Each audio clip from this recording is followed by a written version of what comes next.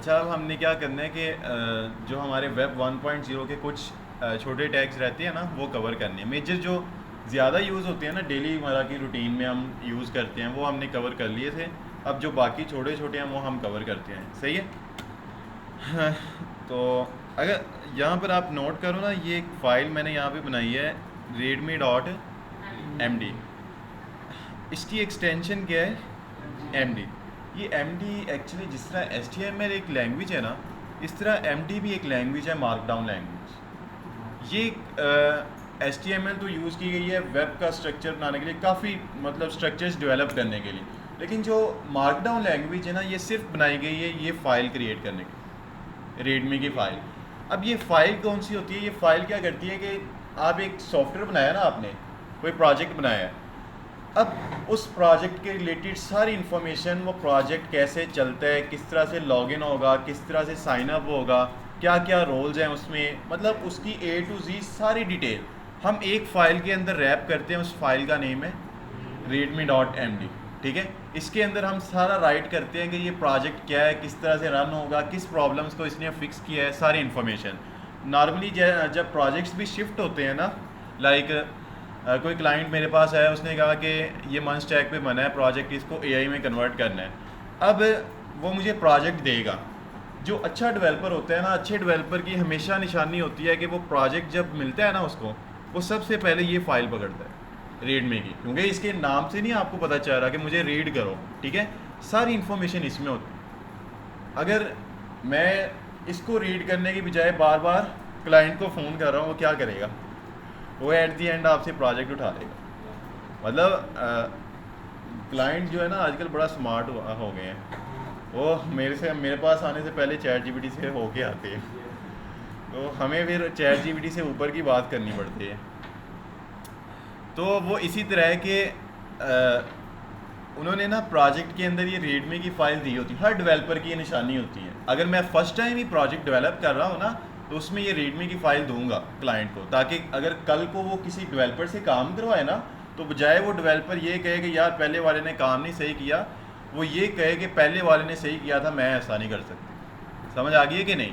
वो इसी तरह होगा कि आपने ये छोटी छोटी चीज़ों का ध्यान रखा है, इन्फॉर्मेशन सारी दी है, टैग सही लगाए हैं, सारा स्ट्रक्चर बिल्कुल सही से डेवलप किया है, फिर आपकी एक निशानी बन जाती है। अब अगर हम भी अच्छे डेवलपर हैं, तो हमारी पहली कोशिश क्या होगी, जब भी हमें प्रोजेक्ट शिफ्ट होगा, कि हम उसमें रीडमी फ़ाइल फाइंड करेंगे, फिर उसको अच्छे से रीड करेंगे। हाँ, अगर ये फ़ाइल नहीं मिलती है आपको, फिर आपका राइट है, आप उससे कांटेक्ट कर सकते हो क्लाइंट्स कि ये मेरे पास नहीं है, मुझे ये चाहिए, प्रोवाइड करें। ठीक है, या तो वो ये आपको प्रोवाइड कर देगा या एसआरएस प्रोवाइड कर देगा। ठीक है, जिसमें वो सारी इन्फॉर्मेशन प्रोवाइड कर देगा, ये सॉफ्टवेयर क्या है, किस तरह से काम करना है आपने इसमें। क्लियर है इतना? अगर आप इसका थोड़ा सा इंटरेस्ट लो ना इसमें मार्कडाउन में, तो आप गूगल पर लिखो मार्कडाउन गाइड। ये इनकी वेबसाइट है। यहाँ पर ना चीट शीट में आके ये सेम HTML की तरह ही है। जैसे ये बता रहा है कि मार्कडाउन में अगर आपने H1 बनाना है ना, तो आपने शुरू में सिंगल हैश लगाना है। अगर H2 बनाना है तो डबल हैश लगाना है, H3 बनाना है तो ट्रिपल हैश। इसी तरह बोल्ड करना है तो जिस टेक्स्ट को बोल्ड करना है उसको डबल स्टैरिक में रैप कर देना है। इसी तरह इटैलिक करना है तो सिंगल स्टैरिक डालना है। ओके, फिर ब्लॉक कोड, अगर आपने ब्लॉक कोड क्या होता है कि जैसे यहाँ पर कोई टेक्स्ट लिखा है ना, ये टेक्स्ट यहाँ पे लिखा है, इसको स्टार्टिंग से यहाँ से स्पेस देना, स्टार्टिंग से आगे की तरफ धकेलना, इसको कहते हैं इंडेंट देना। क्या कहते हैं? इंडेंट करना। मतलब अगर आप कभी टेक्स्ट देखो ना, वो स्टार्टिंग से उसको स्पेस दी हुई हो, आगे को हो, वो उसको कहते हैं इंडेंट करना। हम अपनी टेक्निकल ज़ुबान के अंदर, समझ आ गई? थोड़ा टेक्निकल भी बनना है ना। यहाँ पर वही बता रहा है, वो कहाँ गया, कि अगर आपने ब्लॉक कोड मतलब इंडेंट देना है तो आप ये ग्रेटर देन साइन लगाओ। फिर ऑर्डर लिस्ट बनानी है तो ये 1 डॉट लगाना है आपने। अगर अनऑर्डर लगानी है तो ये साथ हाइफन लगाना है। फिर इस तरह ये मेन्यू और ऑप्शंस दे रहे हैं हमें। ठीक है, इसको सारे को आपको सीखने की ज़रूरत नहीं है। हमने तो जस्ट रीड में लिखनी है ना, ये हम AI से भी लिखवा लेंगे। ठीक है, वो इतनी प्रॉब्लम वाली बात नहीं है। लेकिन अगर आप खुद से लिखना चाहो तो ये सारी गाइडेंस है। ओके, अच्छा, बैक टू द टॉपिक। अभी हम क्या करते हैं, ये सारा ख़त्म कर दूं कि नहीं? यहाँ पर हम एक न्यू फाइल बना लेते हैं और इसको मैं कह देता हूँ about.html, ठीक है। और उसमें ये सारा ख़त्म करके मैं एक बेसिक सा स्ट्रक्चर पकड़ लेता हूँ, यहाँ पे कह देता हूँ about पेज, ठीक है, इतना की कर लेते हैं और इसको गो लाइव करते हैं। अभी ये ब्लैंक है पेज। अब वन बाय वन यहाँ पर टैग पकड़ते हैं और इनको समझते हैं। पहला इसने टैग बताया है डॉग टाइप, ये तो हमने पढ़ा हुआ है। ये हम HTML की फर्स्ट लाइन पे लगाते हैं। क्यों लगाते हैं? हम बताते हैं ब्राउज़र को कि हम HTML के किस वर्जन के अंदर काम कर रहे हैं, ठीक है। HTML का वर्जन बताने के लिए हम डॉग टाइप का टैग लगाते हैं। उसने आगे लिखा भी हुआ है डिफाइन दी HTML वर्जन। मैंने आपको बताया था ना। अच्छा, ये हमने दो स्ट्रक्चर्स पढ़े हैं टैग लगाने के। एक कंप्लीट टैग होता है ओपनिंग क्लोजिंग और एक सेल्फ क्लोजिंग। ये दोनों में किसी स्ट्रक्चर पे नहीं आता, ऐसे ही है। ये पूरी HTML में सिर्फ एक ही टैग है जो ऐसा है और ये हमेशा लाइन नंबर 1 पे ही लगता है, ठीक है।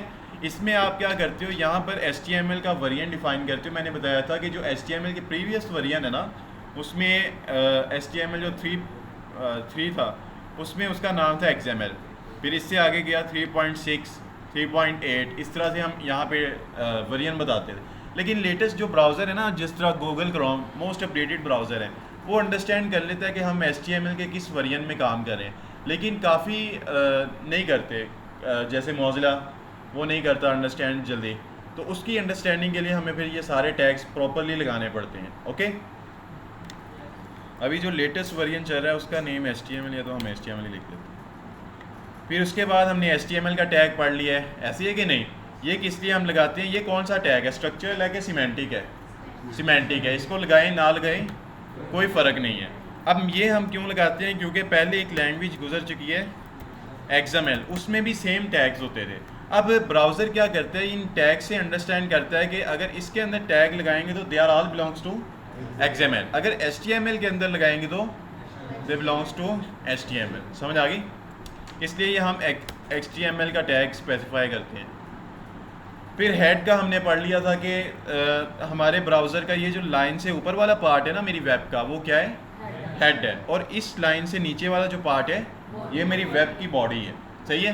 तो पहले समझो हम ब्राउज़र की डिवीजन करेंगे हेड और बॉडी के अंदर, क्लियर है। फिर आगे क्या है, बॉडी का टैग, हेडर, मेन, फुटर। अब मैं आपको बताता हूँ ये क्या है। आप नॉर्मली आओ ना, इसी वेबसाइट को पकड़ लो,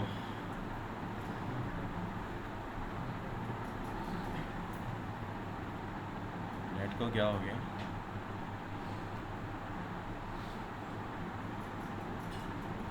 अब यहाँ पर ये वेबसाइट है ना,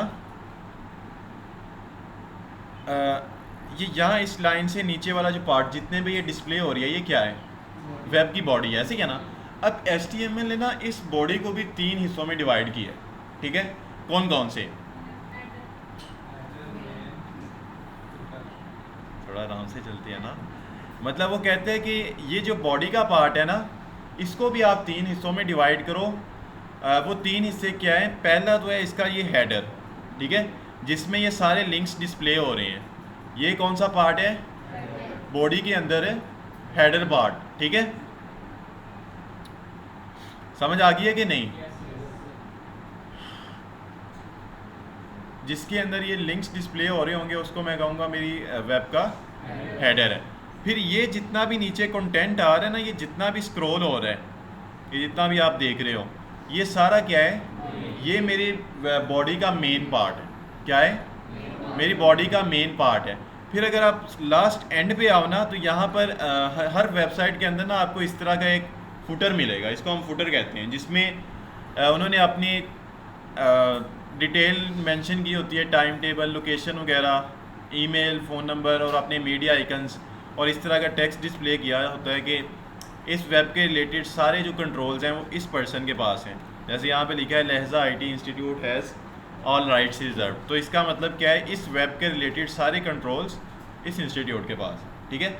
इस तरह की सारी इन्फॉर्मेशन हम फुटर के अंदर डिस्प्ले करते हैं। ये मेरी पेज का एंड ऑफ द पार्ट होता है। अब हमारा ये जो वेब की बॉडी है इसको हमने कितने हिस्सों में डिवाइड कर दिया है? 3 हिस्सों में। पहला इसका पार्ट है ये हेडर का, जिसमें ये लिंक्स वगैरह आ रहे होते हैं। दूसरा पार्ट है मेन, ये जितना भी कंटेंट स्क्रॉल हो रहा है ना, ये वाला, ये सारा मेरी वेब का मेन पार्ट है। फिर एंड पे आ जाता है ये फुटर, जिसमें ये इस तरह का हम टेक्स्ट डिस्प्ले करते हैं और अपने सोशल मीडिया आइकन्स लगाते हैं। क्लियर है कि नहीं? अच्छा, अब ये अंडरस्टैंड करना है कि ये स्ट्रक्चरल टैग हैं कि सिमेंटिक टैग हैं। हम यहाँ पे लगाते हैं हेडिंग्स, लगाते हैं हेडर, मेन, फुटर। अभी यहाँ पे आ रहे हैं ना सीक्वेंस में हेडर, मेन, फुटर। अभी मैंने कोई हेडर, मेन, फुटर का टैग नहीं लगाया। अब मैं लगाता हूँ हेडर को हेडर के टैग के अंदर मर्ज रैप कर देते हैं, मेन को मेन के टैग के अंदर रैप कर देते हैं, और फुटर को फुटर के टैग के अंदर रैप कर देते हैं। सही है? तो अब अगर मैं ब्राउज़र में आता हूँ, रिफ्रेश करता हूँ, कोई डिफरेंस आया? कोई इफेक्ट आया? नहीं आया। तो ये कौन से टैग्स हैं? ये सिमेंटिक टैग। जिस तरह HTML का टैग सिमेंटिक है, हेड और बॉडी सिमेंटिक है, इसी तरह बॉडी के अंदर ये जो हम पार्टीशन कर रहे हैं ना, हेडर, मेन और फुटर में, ये भी सिमेंटिक टैग। क्लियर है? ये जस्ट हम लगा रहे हैं अपनी अंडरस्टैंडिंग के लिए और ब्राउज़र की अंडरस्टैंडिंग। मेरी अंडरस्टैंडिंग क्या है कि मैं अगर कोड में आऊँगा ना, तो मुझे पता चलेगा कि हेडर यहाँ से स्टार्ट होके यहाँ पे ख़त्म हो रहा है, मेन यहाँ से स्टार्ट होके यहाँ पे ख़त्म हो रहा है। ये मेरी अंडरस्टैंडिंग है। और ब्राउज़र की अंडरस्टैंडिंग क्या है? वो समझेगा कि ये पार्ट हेडर में है, ये मेन का पार्ट है, और ये एंड पे फुटर आ रहा है। मतलब इन टैग्स के थ्रू इसको रैंक करेगा। सही है? मैंने बताया था ना कि अपनी वेबसाइट्स को रैंक करने का मेन जो काम होता है वो यही होता है कि हमने सारे टैग्स प्रॉपरली लगाए हों, फिर ब्राउज़र जल्दी अंडरस्टैंड करता है हमारी वेबसाइट को और ऊपर लाता है उसको। ठीक है? समझ आ गई कि नहीं? अगर हम इसमें CSS अप्लाई करें फिर तो ये चेंज होगा, वही इफेक्ट आएगा हेडर में फिर आएगा। सही है? वो डिज़ाइनिंग में है, वो हम आगे पढ़ेंगे। ओके, इतना क्लियर है आपको? अब आगे हेडर, मेन, फुटर हो गया, सेक्शन टैग। अब ये क्या है? जैसे अगर आप यहाँ पर देखो ना, होम के अंदर भी, अब यहाँ पर क्या हो रहा है कि यहाँ पर मल्टी सेक्शंस हैं। जैसे ये जो मेरी वेब का पहला पार्ट होता है, ये वाला, मतलब जो फ्रंट व्यू है मेरी वेबसाइट का, इसको हम कहते हैं हीरो सेक्शन। क्या कहते हैं? Hero section. अब इसको जितना अच्छा कर लें तो वो अच्छा है, क्योंकि यूज़र जो है वो पहली लुक देख के ही आपकी वेबसाइट के ऊपर रुकता है। तो ये कौन सा सेक्शन है? Hero section.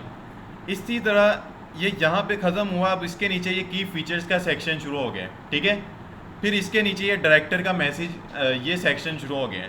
फिर ये कोर्सेज़ के सेक्शन शुरू हो गए। फिर ये हमारे स्टैट्स हैं, इनका सेक्शन है। फिर ये स्टैट्स हैं न्यूज़ और इवेंट्स के रिलेटेड, ये एक अलग सेक्शन है। ये अलग से बैनर है, अलग सेक्शन है। ये अलग सेक्शन। मतलब मेन के अंदर भी मल्टी सेक्शन है। ऐसे ही है कि नहीं? अब इनको भी एक दूसरे से डिफ्रेंशिएट, क्योंकि सारे एक दूसरे से डिफरेंट ही है ना। जो चीज़ मैं यहाँ पे इस सेक्शन में डिस्प्ले कर रहा हूँ वो यहाँ पर तो नहीं ना कर रहा, दोनों डिफरेंट है।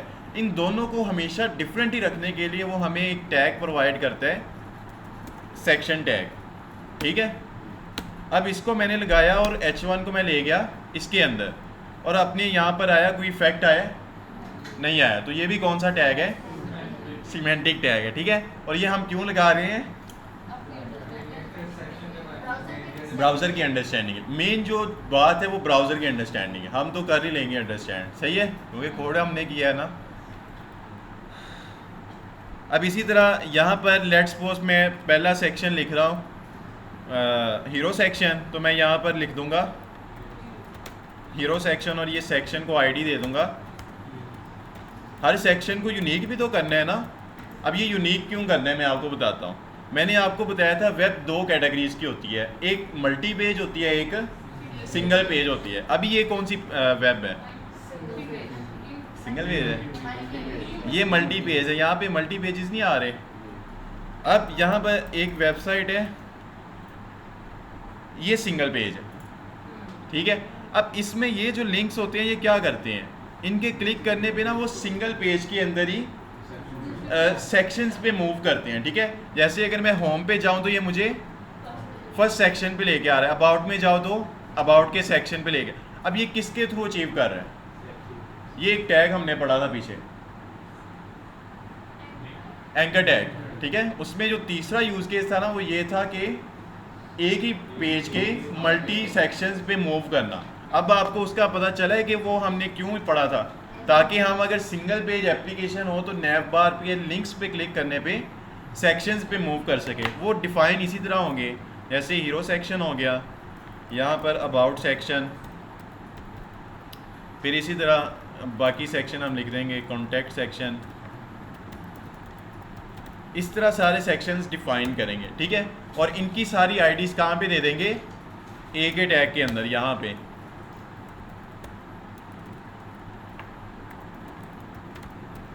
अगर सिंगल पेज एप्लीकेशन है, क्लियर है। यहाँ पर होम कर देंगे,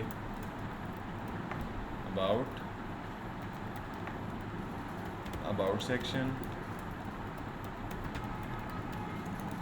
कंटेंट सेक्शन, और यहाँ पे कर दो कॉन्टैक्ट। सही है कि नहीं, होम सेक्शन, अबाउट, कॉन्टैक्ट। अभी क्योंकि वो ऊपर ही है ना, इक्वल है, इस वजह से नहीं ऊपर।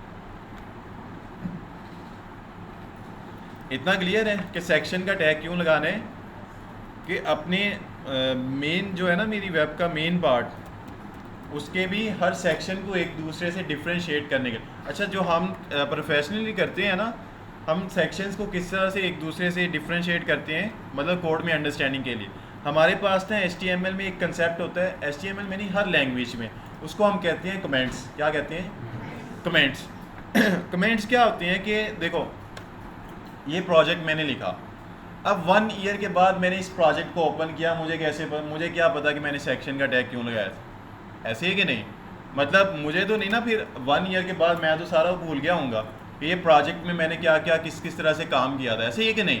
फिर इसलिए डेवलपर्स क्या करते हैं, अपने ना कोड के साथ साथ कुछ कमेंट्स लिखते रहती हैं कि ये काम मैंने इसलिए किया था, ये काम इसलिए किया था। फिर वो अगर अरसे बाद भी अपना प्रोजेक्ट ओपन करते हैं ना, तो वो उन कमेंट्स से अंडरस्टैंड करते हैं कि ये काम मैंने किस लिए किया, ठीक है। कमेंट HTML के कोड में एक ऐसा कोड है जो कभी भी एग्जीक्यूशन का पार्ट नहीं बनता। जैसे सिमेंटिक टैग है ना, इनको लगाने से कोई इफेक्ट नहीं आता, इसी तरह कमेंट्स है, उनको लगाएं, आउटपुट पे कोई फ़र्क नहीं आएगा, वो एग्जीक्यूशन का पार्ट नहीं बनेगी। अब ये आपने कैसे लगाना है, जैसे मैं कहता हूँ वी डिफाइन हीरो सेक्शन, अभी ऐसा कुछ लिख देते हैं, सही है।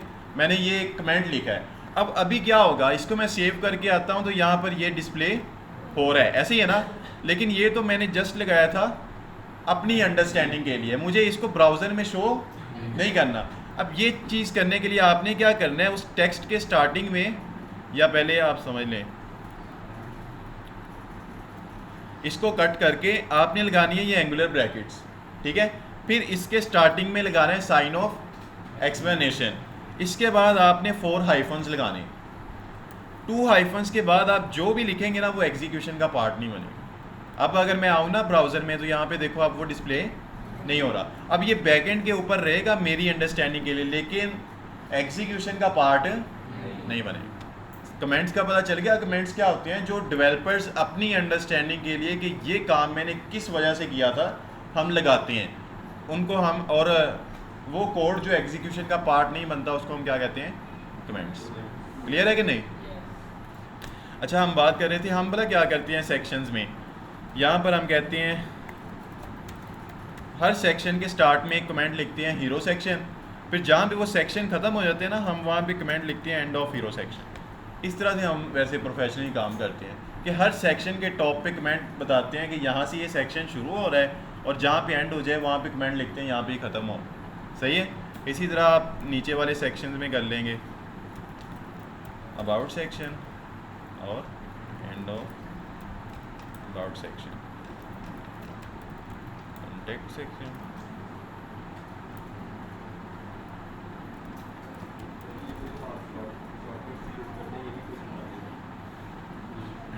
अभी बता देते हैं। ये आप ऑल्ट शिफ्ट प्रेस करके डाउन प्रेस करोगे ना, जो भी वो नीचे कॉपी हो जाता है। ऑल्ट शिफ्ट और ये ड्रॉप डाउन करने आता है, सही है, तो वो नीचे की तरफ कॉपी हो जाएगी। ऊपर की तरफ करेंगे ऊपर को कॉपी हो जाएगी। फिर जी समझ नहीं आई। नहीं नहीं, जैसे मैंने कॉन्टेक्स्ट सेक्शन को, इस लाइन को कॉपी करना है, आपने ऑल्ट शिफ्ट प्रेस करके इसको नीचे को मूव करेंगे, ये नीचे को कॉपी हो जाएगी, ऊपर को मूव करेंगे ऊपर को कॉपी हो जाएगी, ठीक है। फिर सिंपल ऑल्ट प्रेस करके इसको मूव कर लें, ओके है कि नहीं? इतने में कोई प्रॉब्लम? ओके। अब नेक्स्ट टैग कौन सा है? ये टाइटल का हमने पढ़ा हुआ है, ये क्या करता है? ये टैब का जो ये टेक्स्ट है ना, ये चेंज करता है, हेड में हम लगाते हैं। लिंक का टैग क्या करता है, ये अब अभी नहीं हम पढ़ेंगे ये, क्योंकि अभी हमने HTML में थर्ड पार्टी लाइब्रेरीज़ को लिंक करना सीखा ही नहीं है। HTML की फ़ाइल्स को आपस में लिंक करना है तो ए का टैग है, लेकिन अगर दूसरी फाइल्स है ना, CSS की फ़ाइल्स हैं, कोई थर्ड पार्टी लाइब्रेरी है, थर्ड पार्टी मेन के मैंने वेबसाइट डेवलप की है मल्टी वेबसाइट्स को यूज़ करते हुए, अब उनको तो लिंक करूँगा ना मैं अपने प्रोजेक्ट के साथ, वो लिंक करने के लिए हम ये लिंक का टैग यूज़ करते हैं, और ये नॉर्मली हम हेड के अंदर ही लगाते हैं सारी लिंकिंग, ठीक है। ये जब हम आगे जाएंगे ना थर्ड पार्टीज़ यूज़ करेंगे तब हम ये पढ़ेंगे लिंक, ओके। इसी तरह ये स्क्रिप्ट का टैग है, ये यूज़ होता है जावास्क्रिप्ट को लिंक करने के लिए, तो जब हम जावास्क्रिप्ट में जाएंगे तब पढ़ेंगे। फिर ये हमने H1 H6 पढ़ लिया था, बटन पढ़ लिया था, BR HR, BR क्या करते हैं? लाइन ब्रेक करता है, और HR हॉरिजॉन्टल लाइन देता है। B का टैग क्या करता है? बोल्ड करता है। बटन क्या नहीं पढ़ा था कल, हमने वैसे पढ़ा था। अच्छा, HTML में ना अगर आपने बटन बनाना है ना तो उसके लिए टैग होता है बटन का, और इसमें आप जो भी लिखेंगे ना वो सेंटर में डिस्प्ले हो जाएगा, जैसे ये देखो बटन, ओके। ये सेम उसी तरह है जिस तरह का कल आप इनपुट की टाइप सबमिट करके कर रहे थे ना, ये वैसे ही, ठीक है। अच्छा, हम बात कर रहे थे यहाँ पर ना कुछ कंपैरिजन है, ये सॉरी इन टैग्स के, ये मैं आपको पढ़ाता हूँ, ये बस करते हैं फिर आपको जाने देते हैं। बोर तो नहीं हो रहे, ज़्यादा तो नहीं हो रहा?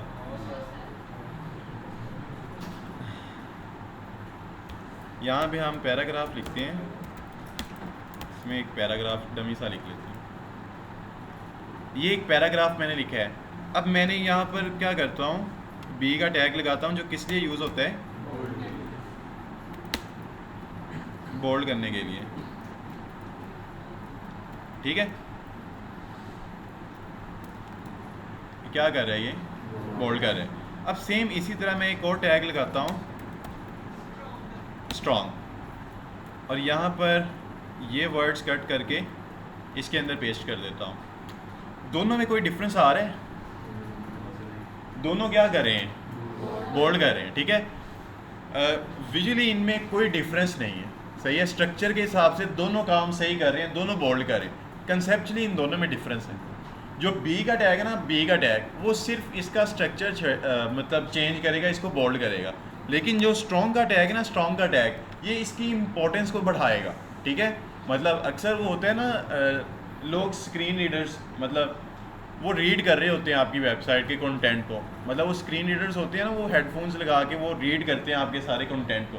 अब जो B का टैग होगा ना जी, इसको वो इतना इम्पोर्टेंस नहीं देगा, लेकिन जो मेरा ब्राउज़र है ना, वो स्ट्रॉन्ग का, जो स्ट्रॉन्ग के अंदर लिखा होगा इस चीज़ को बोल्ड भी करेगा और यहाँ पर जोर भी देगा, ठीक है। मतलब इसकी इम्पोर्टेंस को इंक्रीज़ करेगा। समझ आ गई कि नहीं? जी बिल्कुल, हाँ। जिस तरह कुछ कीवर्ड्स हैं ना जिनके बिहाफ पे गूगल मेरी वेबसाइट को जल्दी रैंक करता है, अब उस तरह के कीवर्ड्स हम स्ट्रॉन्ग में लिखते हैं कि ये इंपॉर्टेंट है, ठीक है। समझ आ गई कि नहीं? अब कौन कौन सी इन्फॉर्मेशन इंपॉर्टेंट हो सकती है? मेरी ईमेल, मेरा नंबर, मेरा एड्रेस, ये सारे स्ट्रॉन्ग हम स्ट्रॉन्ग के टैग में लिखेंगे, ये इंपॉर्टेंट इन्फॉर्मेशन है, ताकि ब्राउज़र इसको इंपॉर्टेंस दे। समझ आ गई कि B के टैग में और स्ट्रॉन्ग में डिफरेंस क्या है? B ने सिर्फ स्ट्रक्चर दे रहे हैं और स्ट्रॉन्ग के टैग ने क्या करना है? उसकी इंपॉर्टेंस भी बढ़ानी है और उसका स्ट्रक्चरल इफेक्ट भी देना है। क्लियर है? अच्छा, इसी तरह जिस तरह B और स्ट्रॉन्ग में कंपैरिजन है ना, इसी तरह हमारे पास हमने एक टैग पढ़ा था I का। ये क्या करता है? ये इटैलिक करता है, ऐसे ही है ना? कहाँ पे है ये? इटैलिक मीन आगे की तरफ टिल्ट करना, आगे को झुकाना। अब यहाँ पर सेम इसी तरह का ना एक और टैग है EM, इसकी फुल फॉर्म है एम्फसाइज। अब मैं इसके अंदर कुछ कंटेंट लिखता हूँ। अब ये दोनों क्या कर रहे हैं? दोनों सेम काम कर रहे हैं ना, इटैलिक कर रहे हैं, लेकिन इनमें भी वही डिफरेंस है जो बी और स्ट्रॉन्ग में है। जो आई का टैग है ना, आई का टैग ये सिर्फ स्ट्रक्चर देगा, ठीक है, आपके कंटेंट को इटैलिक करेगा, लेकिन जो एम्फसाइज का टैग है ना, ये उसकी इंपॉर्टेंस को भी बढ़ाएगा, सही है, उसको इटैलिक भी करेगा और उसकी इंपॉर्टेंस को इंक्रीज करेगा। इतना क्लियर है? ओके। अब इसी तरह ना आप अक्सर ब्रांड्स में जाओ तो लिखा होता है ना फ्लैट 70% ऑफ, वैसे 70% कम ही देखते हैं हम, इतना ज़्यादा कोई ऑफ ही नहीं करता। इसमें लिखा होता है ओल्ड प्राइस मे बी $100 और न्यू प्राइस $30।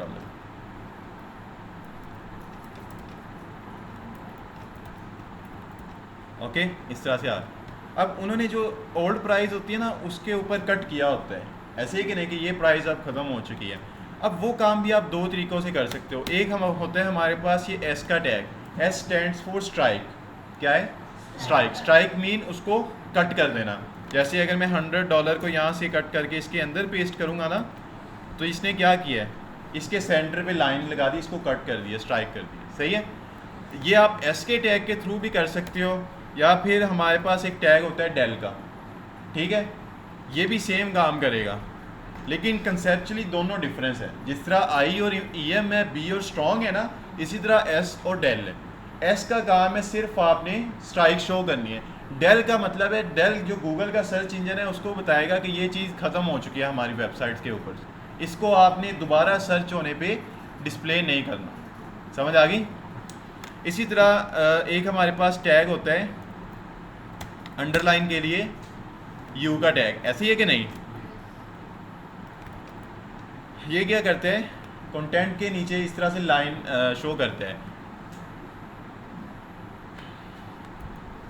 ये काम अचीव करने के लिए ना हमारे पास एक और टैग होता है INS, इसको हम कहते हैं इंसर्ट टैग। ये भी सेम काम करेगा, नीचे लाइन देगा, लेकिन कंसेप्चुअली दोनों डिफरेंट है। इंसर्ट जो है ये सर्च इंजन को बताएगा कि ये न्यू प्राइस है, इसको डिस्प्ले करना है, ठीक है। जो सिंपल यू है वो सिर्फ स्ट्रक्चर बताएगा और उसकी इंपॉर्टेंस को इंक्रीज नहीं करेगा। तो 4 टैग हैं जिनके कंपैरिजन है आपस में। पहला बोल्ड का टैग है जिसका कंपैरिजन किसके साथ है? स्ट्रॉन्ग के साथ। बी क्या करता है? सिर्फ स्ट्रक्चर देता है, और स्ट्रॉन्ग उसकी इंपॉर्टेंस भी बढ़ाता है और उस पर स्ट्रक्चर भी देता है। दूसरा इटैलिक का टैग है आई क्या करता है? सिर्फ स्ट्रक्चर देता है, और EM एम्फसाइज मतलब उसकी इंपॉर्टेंस इंक्रीज करते हैं। समझ आ गई? ये 2 हो गए। तीसरा स्ट्राइक का टैग है, एस टैग, ठीक है। ये क्या करते हैं? आपके कंटेंट को सेंटर से कट कर देता है, ठीक है, लाइन लगा देता है उसके ऊपर। और डेल का टैग क्या करता है? ये भी सेम काम करता है, बट ये साथ उसको बताता है कि ये चीज़ ख़त्म हो चुकी है, मतलब कह लो इंपॉर्टेंस ही उसकी इंक्रीज करते हैं, ठीक है। और चौथा कौन सा था? अंडरलाइन। यू का टैग और इसका कंपैरिजन किसके साथ है? इंसर्ट के साथ, ठीक है, INS के टैग के साथ। इतना क्लियर है कि नहीं? और पढ़े?